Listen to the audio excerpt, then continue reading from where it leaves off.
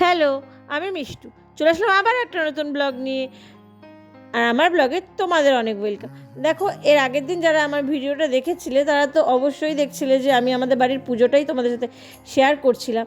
এখন জানো মার প্রাণ প্রতিষ্ঠা হচ্ছিল, আর মার মুখের দিক থেকে যেন চোখই ফেরানো যাচ্ছিল না, এত ভালো লাগছিল। রাতটা যে কীভাবে কেটে গেল বুঝতেই পারলাম না, জানো। এই উপাস, এই রাত জাগা কত, মানে গোটা বছরের প্রত্যেকটা দিন একটা একটা করে যায়, আর মনে মনে দিন গুনতে থাকে যে কবে আসবে পুজোর দিনটা। এবার দেখো মাকে এখানে ভোগ দেওয়া হয়েছে। তোমরা তো জানোই ভোগ আর যজ্ঞ একসঙ্গেই হয়, তো মাকে ভোগটা দিয়ে এখানে যজ্ঞের জন্য ওর হাতের মাপ নিচ্ছিল। তো যজ্ঞ হবে, আর এইদিকে দেখতে পাচ্ছ আমরা এখানে 108টা প্রদীপ জ্বালাবো দেখে সেটার জন্যই রেডি করছিলাম। আর ঠাকুরমশাই বললো একটু সরে বসতে, কারণ নাহলে তাপটা লাগবে। যাই হোক, অনেক রাত হয়ে গেছে আর খুব ঠান্ডাও লাগছিল।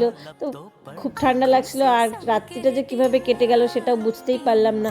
তো ব্লগটা অনেক বড় হওয়ার জন্য ছোট ছোট করে তোমাদের সঙ্গে শেয়ার করছি। তোমরা অবশ্যই অনেক ভালোবাসা দিচ্ছ, তার জন্য তোমাদের অনেক অনেক থ্যাংক ইউ সবাইকে। এভাবেই আমার পাশে থেকো আর এভাবেই আমাকে সাপোর্ট করো। আর একটা কথা জানো, যজ্ঞের আগুন যত উপরে উঠবে তত নাকি ভালো লক্ষণ, মানে শুভ লক্ষণ। বাবু প্রথমবার প্রদীপ জ্বালাচ্ছে, খুব ভালো লাগছে। তো ভিডিওটা আজকে এখানেই শেষ করলাম, নেক্সট ব্লগে আবার দেখা হবে, টাটা।